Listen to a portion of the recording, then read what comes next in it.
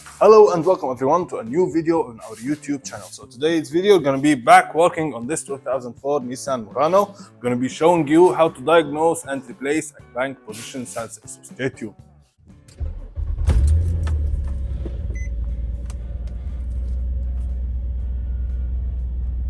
So the problems that we are facing is that the car sometimes starts and sometimes does not. And also when it starts, it takes long time cranking.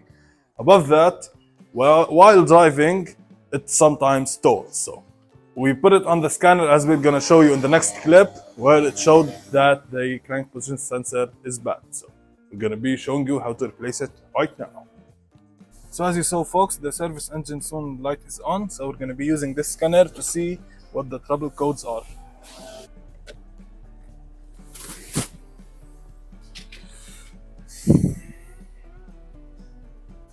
Now we're gonna go to the diagnostic trouble codes and read all. Okay.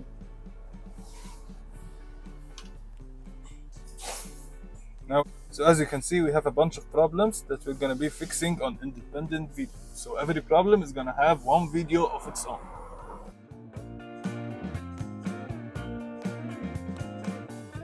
Guys, so here we are under the car, as you can see.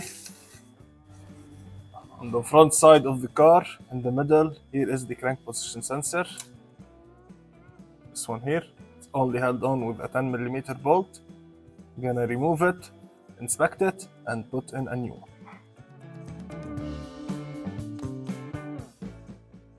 Okay.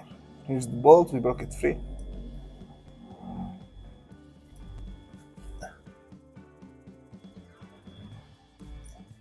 Here is the crank position sensor. As you can see, it's all wet and soaked with oil. This is probably the cause that caused this to go bad. This is all because of the oil leaks that are occurring on this car that we're gonna fix. Okay guys, so here we have the old crank position sensor and here we have the brand new one. Nope, it's a piece that we got from the junkyard. Anyway, so we're gonna remove this old connector from it, and then clean it up and install it. As you can see, this is the hole where we're gonna insert the crank position sensor onto the trigger wheel.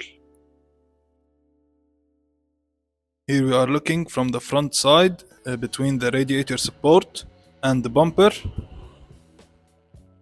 We're gonna press it in and put the bolt hand tight. Then we're gonna snug the bolt with the wrench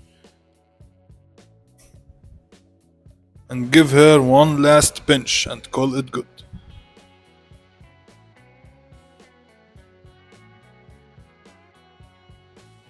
Now we hook the connector back up.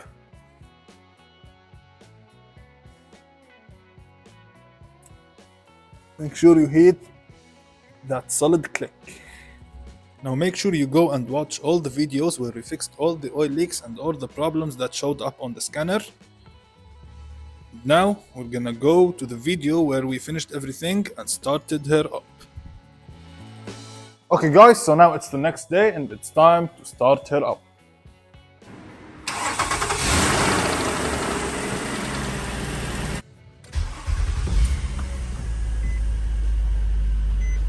Guys, as you can see, we hooked the scanner on. Now we're gonna check for some codes. Read.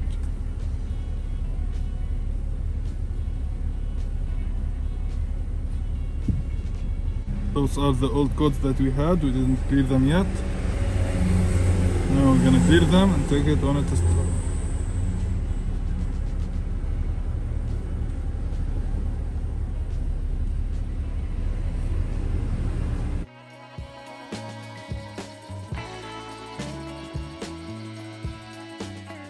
As you can see guys, we have no trouble codes at all, so car is fixed.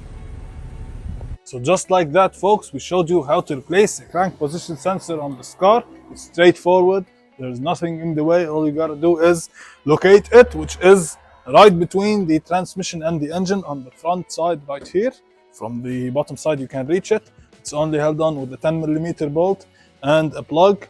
unplug it, remove the 10mm bolt, bust it right out, press in the new one, and you'll be good. As you can see, the car now starts fine and has no check engine light, and especially there's no trouble code for the crank position sensor, so it's fixed. Hopefully you found this video informational and helpful. Make sure you subscribe to the channel, comment down below, like the video. See you on the next one. Peace.